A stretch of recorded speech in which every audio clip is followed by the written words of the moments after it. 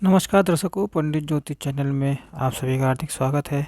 आज मैं आपको बताऊंगा कि जन्म कुंडली के हिसाब से, हॉरोस्कोप के हिसाब से भाग्योदय कब तथा किन योगों से होता है, जिसे गुड लक भी कहते हैं। वीडियो पूरा अंत तक देखिए एवं वीडियो देखने से पहले हमारे चैनल को सब्सक्राइब कीजिए, वीडियो लाइक कीजिए। व्हाट्सएप, फेसबुक, इंस्टाग्राम एवं सभी प्रकार की सोशल नेटवर्किंग साइट्स पर हमारे वीडियो को अधिक से अधिक शेयर भी कीजिए और साथ ही सब्सक्राइब बटन के बराबर में जो बेल आइकन है उसको भी दबाकर ऑल नोटिफिकेशंस को ऑन कर लीजिए, जैसे कि सनातन धर्म से संबंधित एवं ज्योतिष शास्त्र से संबंधित सभी प्रकार की जानकारी वीडियो आपको मुफ्त में एवं समय से प्राप्त हो सके। दर्शकों, भारतीय ज्योतिष परंपरा में भाग्य केवल संयोग या आकस्मिक सौभाग्य नहीं है, अपितु यह पूर्वकृत कर्मों, वर्तमान पुरुषार्थ तथा देवी विधान के समन्वय से प्रकट होने वाला एक सुव्यवस्थित फल तंत्र है। भाग्योदय का अर्थ है जब जातक के जीवन में निहित सुप्त संभावनाएं अनुकूल काल, योग एवं दशा के माध्यम से प्रकट होकर उन्नति, यश, ऐश्वर्य, धर्म, ज्ञान तथा संतोष प्रदान करती है। बृहत पराशर होरा शास्त्र, फल दीपिका, जातक परिजात, जातक अलंकार, सारावली, फलीकरण ग्रंथ तथा मुहूर्त तंत्र सभी ग्रंथों में भाग्योदय के काल, कारक, योग एवं दशा गोचर का विस्तृत विवेचन की मिलता है। यह शोध प्रबंधन इन्हीं शास्त्रीय आधारों पर स्पष्ट करता है कि भाग्योदय कब होता है, किस प्रकार होता है तथा किन विशिष्ट योगों से होता है। भाग्य की शास्त्रीय परिभाषा। पराशर ऋषि कहते हैं, पूर्व जन्म कृतम कर्म तज्जातम भाग्य मुच्यते। बृहत पराशर होरा शास्त्र का यह श्लोक है, अर्थात पूर्व जन्म में किए गए कर्मों का जो संस्कार वर्तमान जन्म में फलित होता है वही भाग्य है। मीमांसा एवं वेदांत के अनुसार कर्म बीज रूप में रहता है, काल आने पर अंकुरित होता है, अनुकूल ग्रह योग उसे पुष्ट करते हैं। अतः भाग्योदय कोई आकस्मिक अचानक की घटना नहीं बल्कि काल सिद्ध फलोदय है। भाग्योदय के मूल कारक। भाग्योदय के अध्ययन में निम्न तत्व अनिवार्य माने गए हैं। पहला, नवम भाव, जिसे भाग्य भाव भी कहते हैं। नवम भाव धर्म, भाग्य, गुरु कृपा, पूर्व पुण्य, दीर्घकालीन सौभाग्य का प्रतिनिधि करता है। फल दीपिका के अनुसार श्लोक है, धर्मो भाग्यम च नवमे। धर्म और भाग्य नवम भाव से देखा जाता है। दूसरा, नवमेश, भाग्येश मतलब नवम भाव का स्वामी। नवम भाव का स्वामी जितना बलवान, शुभ दृष्टि युक्त एवं शुभ स्थानगत होगा उतना ही प्रबल भाग्योदय होगा। तीसरा, गुरु अर्थात बृहस्पति। गुरु को भाग्य कारक कहा गया है। जातक परिजातक के अनुसार गुरु भाग्य प्रदोजकय, यह व्याख्या है।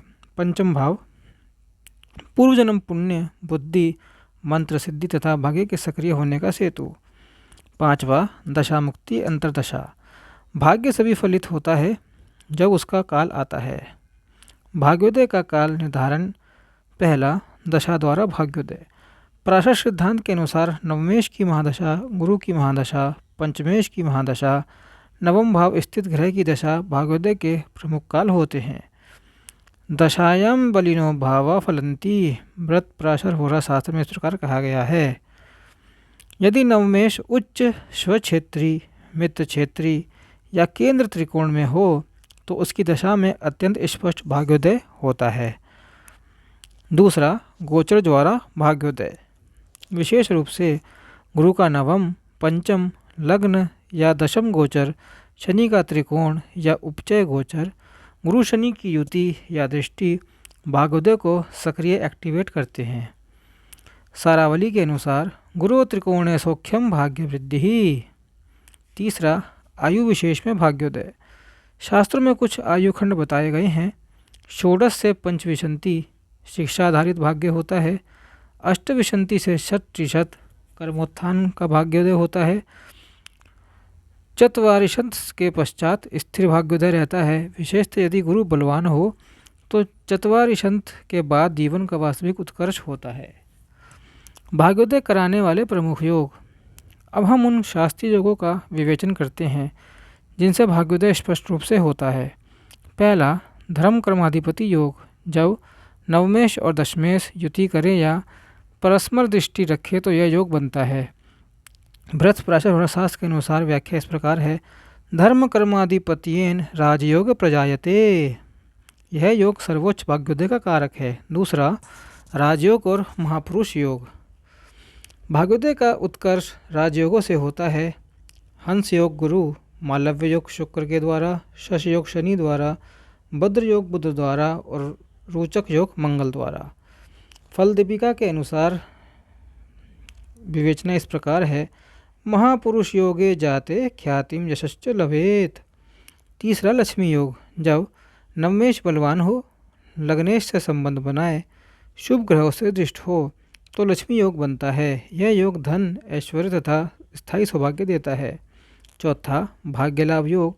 नवमेश और एकादेश का संबंध जातक अलंकार के अनुसार भाग्य लाभ संयोगे जातके सिद्धि माप्नुयात्। यह योग बताता है कि भाग्य प्रत्यक्ष लाभ से परिवर्तित होगा। पांचवा, गुरु चंद्र योग।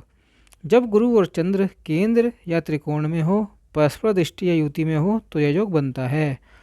गुरु चंद्र समायोग विद्याधन भाग्य समृद्धि। वेद शास्त्र के अनुसार व्याख्या दी गई है। छठा, नवम भाव में शुभ ग्रह। नवम भाव में अगर गुरु शुक्र चंद्र स्थित हो तो जातक का भाग्य स्वतः सक्रिय रहता है। भाग्योदय में पुरुषार्थ की भूमिका। शास्त्र स्पष्ट कहते हैं, उद्यमेन ही सिद्धयंती कार्याणि न मनोरथे। भाग्य निष्क्रिय नहीं, वह पुरुषार्थ से जागृत होता है। जिस कुंडली में दशम भाव बलवान, सूर्य कर्म कारक हो, वहाँ भाग्योदय कर्म के माध्यम से होता ही होता है। भाग्य बाधक योग। जहाँ भाग्योदय है वहीं बाधाएं भी होती हैं। नवमेश अगर नीच का हो, गुरु अस्त या पापदृष्ट हो, पितृदोष हो, नवम भाव में राहु केतु हो तो सरावली के अनुसार भाग्य स्थान गते पापे सौख्य नाखे। अर्थात भाग्य स्थान में अगर पाप ग्रह या ऐसी विवेचना हो तो सारा सर्वनाश हो जाता है, भाग्य जीरो हो जाता है। किंतु उपाय, दशा परिवर्तन एवं शुभ गोचर से भाग्योदय पुनः संभव है। कोनो दिक्कत वाली बात नहीं है। उपसंहार। इस शोध प्रबंधन के आधार पर स्पष्ट निष्कर्ष निकलता है कि पहला, भाग्योदय निश्चित काल में होता ही होता है। दूसरा, नवम भाव गुरु एवं दशा उसका मूल आधार है। तीसरा, योग बिना काल के निष्फल है। चौथा, पुरुषार्थ भाग्य का उद्घाटक है। पांचवा, वास्तविक भाग्योदय वह है जो धर्म, अर्थ, काम और मोक्ष चारों पुरुषार्थों को संतुलित करे। भारतीय दर्शन के अनुसार काले कर्म गुणे स्वभाव है। अतः भाग्योदय ना तो केवल ग्रहों की कृपा है, ना ही मात्र कर्म का फल या कर्म काल और चेतना का समन्वित उत्कर्ष है। दर्शकों, प्रस्तुति कैसी लगी कमेंट बॉक्स में बताएं और जन्म कुंडली विश्लेषण हेतु और जैविक समस्याओं का समाधान हेतु डिस्क्रिप्शन बॉक्स में दिए गए ईमेल आईडी द्वारा हमसे आप संपर्क कर सकते हैं। बिजनेस इंक्वायरी भी कर सकते हैं उसी ईमेल आईडी द्वारा। तो दर्शकों, कमेंट बॉक्स में ज़रूर अपनी राय दीजिए और जब तक के लिए धन्यवाद। ओम नमो नारायणाय। ओम नमो भगवते